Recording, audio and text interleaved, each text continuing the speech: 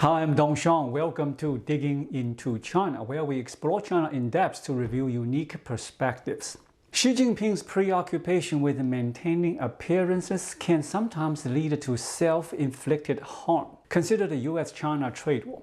Initiating negotiations is a routine step, nothing extraordinary. Yet, to uphold his anti-American stance domestically, the Chinese Communist Party adopts a hardline rhetoric, insisting they would never yield, claiming it's the US pleading for talks and that China only grudgingly agreed to negotiate. However, recent developments between the US and China clearly indicate that China was the first to soften its position. It's evident that China is eager to expedite negotiations as the cost of severing trade with the US is simply too severe to endure.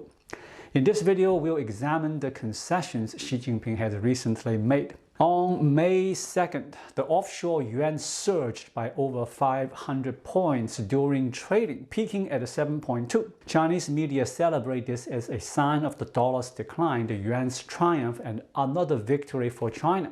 But what's the reality? Let's compare to yuan's performance to other currencies, such as those of China's Asian neighbors. By the close of May 2nd, the dollar fell 0.89% against offshore yuan. In contrast, it dropped 2.52% against the South Korean won, 1.43% against the Thai baht, and an impressive 4.35% against the new Taiwan dollar. So where is the yuan's supposed strength? Clearly, the new Taiwan dollar outperformed all others, standing alone at the top. As I noted in previous video, the yuan is currently in a precarious state.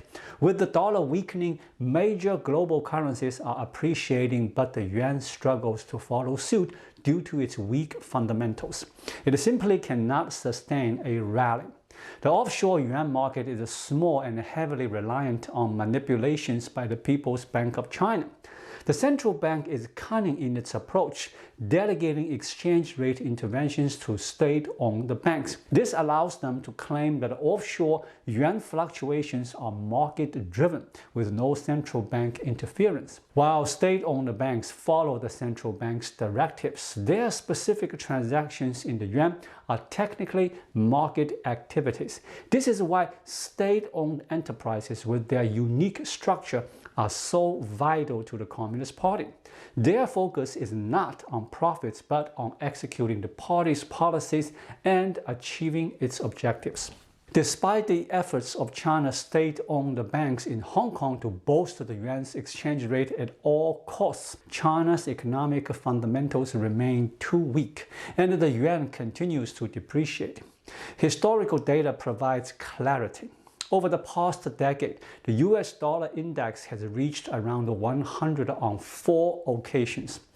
What was the yuan's exchange rate during those times? In March 2015, the first instance, the yuan was at 6.2. In November 2016, the second, it was at 6.9. In March 2020, the third, it was at 7.1. In September 2022, the fourth, it was at 6.9. Now in May 2025, with the dollar index back at 100, the yuan is at its weakest ever, hovering around the 7.3 and even dipping to 7.4 at its lowest. Even when comparing China's own data, the truth is undeniable. A faltering economy has rendered the currency historically weak. Spending vast sums of dollars to prop up the yuan's exchange rate comes at a significant cost and can only mitigate another reverse the currency's depreciation. Given China's economy is beset by both domestic and international challenges, coupled with a severe slowdown, conceding in the US-China trade war is unavoidable. Without the US-China trade, there is no trade surplus. Without a trade surplus, foreign exchange reserves dwindle. And without these reserves, the offshore yuan market risks collapse, rendering the yuan worthless. That's the stark reality. Recent actions from China underscores its urgency to engage in talks with the US. Frankly, I found the terms like kneeling distasteful. They are overly sensitive. Many nations have trade disputes with the US, yet none perceive proactive negotiation as a blow to their national dignity. Why does the Communist Party seem stuck in the Qing dynasty, expecting foreigners to kowtow to the emperor's dowager? Moreover, for years, China has significantly benefited from its trade with the US. By the Communist Party's logic, doesn't that imply the US has been kneeling to China all along? They've allowed technology transfers, accepted tariffs, and permitted China to form anti-American alliances globally. Now that the US is pushing back, how does that become bullying China into submission? For ordinary people, we should avoid being swayed by these domestic propaganda narratives of who's kneeling. Let's focus on outcomes. If the US and China can negotiate, that's the best result for the public. And if China makes concessions to facilitate smoother talks, that's a positive step, wouldn't you agree? China's first concession was to exempt certain US tariffs. It's confirmed that these exemptions cover approximately $40 billion in trade, representing about 25% of China's imports from the US. In contrast, the US exempted tariffs on roughly $102 billion of Chinese goods, which accounts for only 22% of its imports from China. Clearly, China's exemptions are more substantial, a departure from Xi Jinping's earlier uncompromising stance of matching every US tariff's increase precisely, without yielding an inch. Naturally, the Communist Party has suppressed domestic reporting on these US tariffs exemptions to maintain its hardline image against the US among its nationalist supporters. However, US Secretary of State Rubio has stated that the US agreed to friendly talks because it recognized China's genuine intent to de-escalate tensions. Without access beyond China's internet firewall, many Chinese citizens may remain unaware of the full picture. China's second concession lies in the subtle softening of its official rhetoric on the US-China trade war, though it's so discreet that it might go unnoticed without close scrutiny. Initially, China's position was resolute: no negotiations unless the US first lifts its reciprocal tariffs. Now the stance has shifted to, as long as the US ceases its aggressive action and shows readiness to lift reciprocal tariffs, discussions can proceed. Notice the difference? China no longer demands prior US action. When China wants to talk, it finds a rationale to justify it. China's domestic propaganda excels at such linguistic sleights of hand. Without careful attention, one might assume China's stance has remained unwavering, but a closer look reveals a softened position, moving from requiring the US to lift the tariffs first to merely being ready to do so is a notable retreat. What constitutes readiness? Who determines it? It's all subject to China's interpretation. If the propaganda declares the US ready, then it's ready. Yet no US official, not the Secretary of State, the Treasury Secretary, nor the President has committed to lifting reciprocal tariffs. They've only indicated that the 125% tariffs previously imposed on China are unsustainable and should be reduced, not eliminated.